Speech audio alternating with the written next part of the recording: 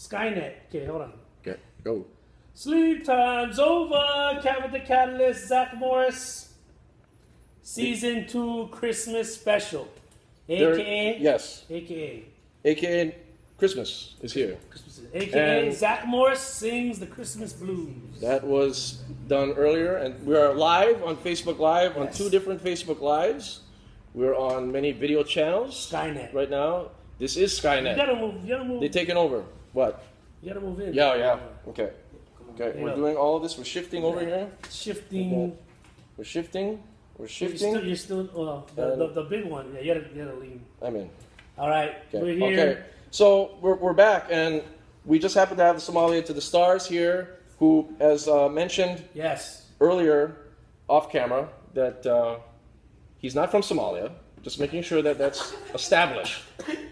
Africa is not involved here. No, they are involved here. They actually are as listeners. You're wrong. The Congo. Actually, people from Kenya are listening to this. So all the people, shout out to Kenya. And you gotta tell people why. Okay. The reason why we have all these African listeners is because we made our podcast a clean podcast. And by doing so, that opens it up to Africa. Because Africa does not accept explicit podcasts. Right. So there may be only a few clean podcasts available. Right. And that is why we got the high rating we got. Exactly. Because everybody's swearing on these podcasts, right? So because I put it as clean. Yes. And that's why we're here. We don't swear. We don't swear, no. All right. We don't swear. I try to keep it so we don't swear. Yeah. It's not good. Well, I don't swear. Just keep it good, yeah. I just swear like late night. Yeah. After like a slushie or something. Oh, yeah. Like okay, well, speaking of alcohol, we're here. The Sommelier to the Stars is going to do, live, never before done, a wine tasting. All right. So, we have something in our glasses right here, and let's go with it.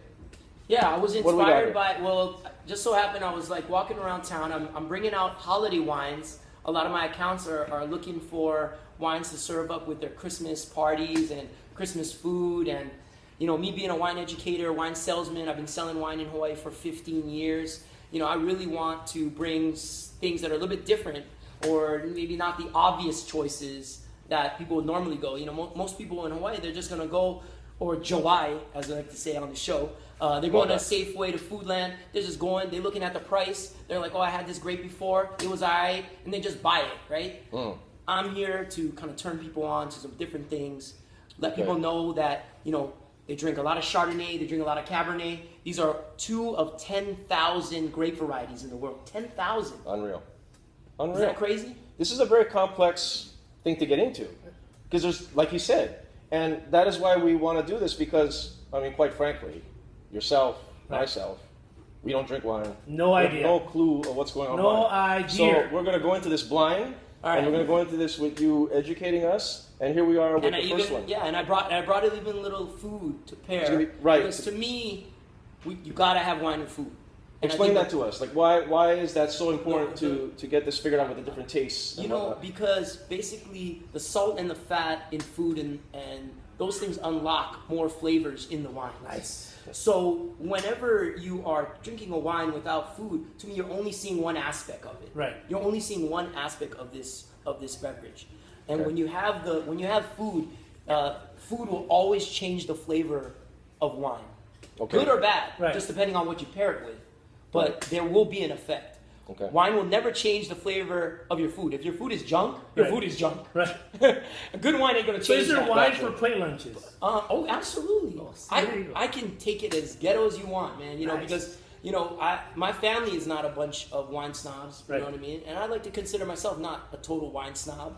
I appreciate all kinds of wine, and you can buy wine going from, you know, $8 to $80. You know what I mean? And fine quality. They still make that Thunderbird, something like that. No, I think that was decommissioned. I think just checking. Or like, I think they use it in lawnmowers now or something. Like you know, Trader Joe's. There's that whole thing where people buy like the $2 wine or that gimmick. What is the deal with that? Well, cheap wine. Cheap wine. And everyone complains to me like, hey man, we can't drink wine on your level. But I'm telling people that if you just have someone to kind of guide you, we have so many cool specialty boutique wine shops in Hawaii. You can find people to help you get some suggestions. You just got to go out and find them. And that is what you do around July, is you go to different restaurants. Right. And then you just pair and help people pair. How did you get into this? So real quick, I mean, I need to know. That's a good question. Because I know you as a hip hop head. Right. So what led you to this? But hip hop led me, kind of, in a way, to wine. Right. So I'm born and raised Milani. Right. Milani house. Represent. Central. A mutual friend. Right. A mutual. Yes. Not west side. No. Central Oahu. And Kevin and I have a mutual friend, Kapuni, Eric Sipari, rest in peace. Shout out to his family, much love to them. And Kapuni was the guy that got me into hip hop. And I, very similar to Zach Morris over here, was kind of a lone hip hop head. That was the only guy I really knew that was into it, besides our friend Kapuni. And if you think about being a hip hop, a true hip hop enthusiast, it's a kind of a categorical music genre, because you go into the boroughs of New York. Each borough has its own flavor. Oh yeah, it's all complex. Yeah, so when you listen to the Brooklyn artists compared to the Bronx artists, compared to the Queensbridge artists, compared to the Staten Island, Yonkers, everyone got their own flavor. Am I wrong? That's how you put it together, and that's how similar. And then we always would pair up a certain sound, like these guys have a certain sound that will identify themselves. So I just happened to, always been in hip hop. I wasn't a DJ like you guys. I was a bedroom DJ. I was doing mixtapes. But you had turntables.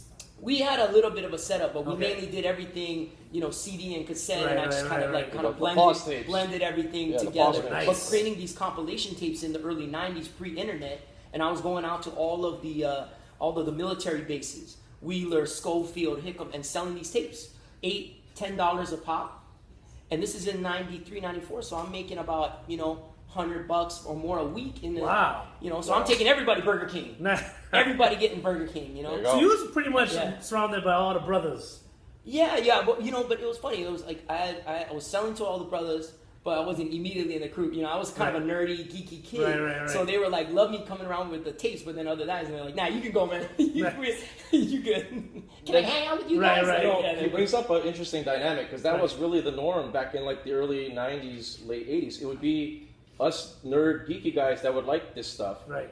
Comparable to what the brothers who were totally not geeky were into. So you had this weird dynamic. Oh, yeah. And then plus the skaters got into it. Yeah. And that was the evolution of skateboarding meshing with hip hop, and that's interesting that he sees this too in Central. Because I remember Kapuni telling me he got a lot of his hip hop from all the guys on Schofield.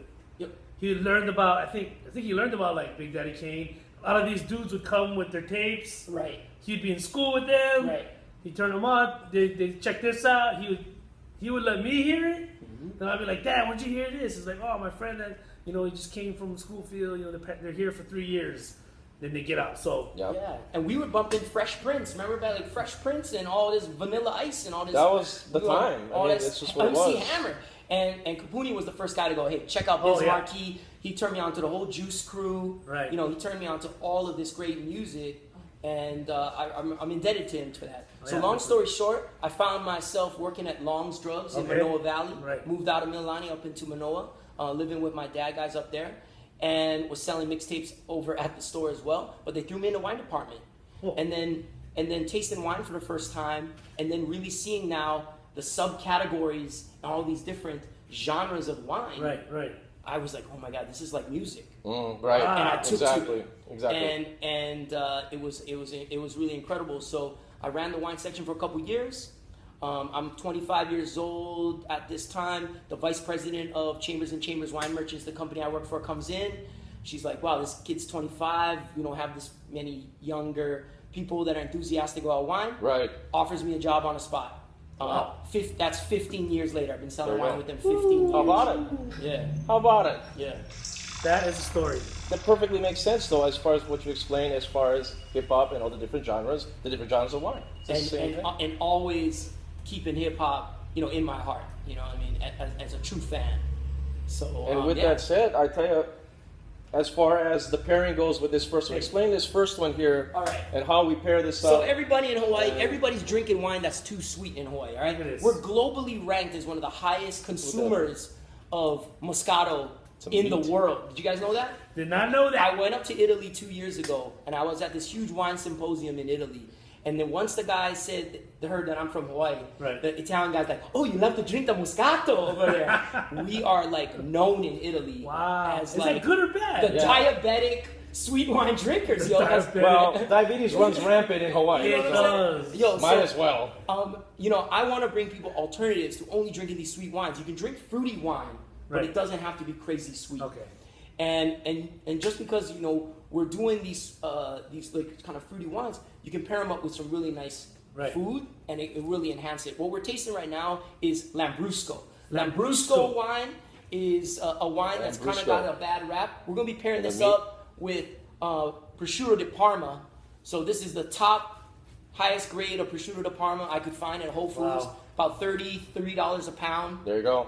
Some good stuff. I spent some money on y'all. You ready? You know, much love. I tell you what, man. That's what's unreal. Up. That's what's up. And the classic pairing with a Lambrusco wine like this would be with salted meats, because you would have this kind of lightly fruity, very, very just hint of sweetness, and it will offset the saltiness. So let's try this together. The classic combination of the sweet and salty combined. Not as sweet. Subtle. And this is not made like champagne, so we don't want to get twisted. Champagne is fermented in the bottle. This is in pressurized stainless steel, where they slowly pump in CO2 to carbonate it. So that's why the bubbles are more like a soda bubble. It's a very soft bubble, frothy bubble. There you and go. we're gonna pair it up. So there we are. Sleep time's over. Merry Christmas. Merry Christmas, everyone. Here we go. Sleep time's over. Sleep time's over. How you figure that? Drinking in the morning. Is there something way to drink? So let's drink the wine first. Am I supposed to drink? No, smell it first. How do we? What's the proper